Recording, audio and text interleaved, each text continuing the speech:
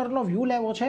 24,400ની ઉપર ટકી રહેવાનો પ્રયાસ અત્યારે નિફ્ટી કરી રહ્યો હતું, સફળ નથી થયો અને જો ક્લોઝિંગ પર છે આજનું 24,400ની નજીક પણ આવે છે તો આપણે એક રેઝિસ્ટન્સ પાસે બંધ થઈશું.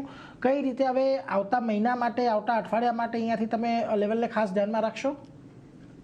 Good afternoon everyone. So overall અગર આપણે માર્કેટની વાત કરીએ તો તમને ધ્યાન હશે કે લાસ્ટ વીકમાં પણ જોયા ત્યારે આપણે ચર્ચા કરી હતી કે 23,800 23,600 એક ઇમ્પોર્ટન્ટ સપોર્ટ છે, ત્યાંથી જો કોઈ પણ બાઉન્સ આવે છે તો ઉપરમાં 24,200 24,300 સુધી એક એક્સટેન્ડેડ આપણને રેલી જોવા મળી શકશે. અને સિમિલરલી આપણે જોયું કે 24,300ની આજુબાજુ અને ઇમ્પેક્ટ 400ની ઉપર પણ માર્કેટ ગયું, અત્યારે 24,370ની આજુબાજુ સ્પોટ નિફ્ટી ટ્રેડ કરી રહી છે. ઓવરઓલ ચાર્ટ પેટર્ન સ્ટ્રોંગ છે. ascending triangle pattern breakout આપણે ચોક્કસ અહીંયાથી કહી શકીએ છીએ. Momentum indicator trying to get into the bullish zone. So overall positive setup market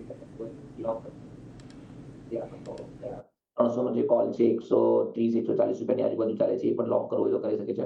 overall market setup સારું લાગે છે અને જનરલી આપણે ઓગસ્ટ મહિનામાં જોયું પણ છે કે માર્કેટમાં એક સારી રેલી જોવા મળતી હોય છે.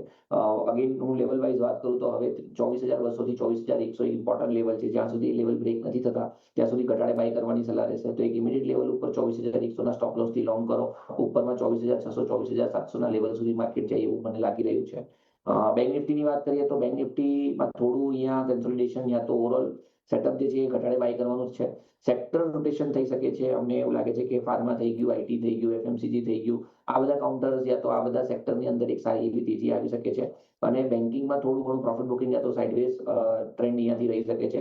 પરંતુ હોલિસ્ટિકલી માર્કેટમાં એક તેજી છે.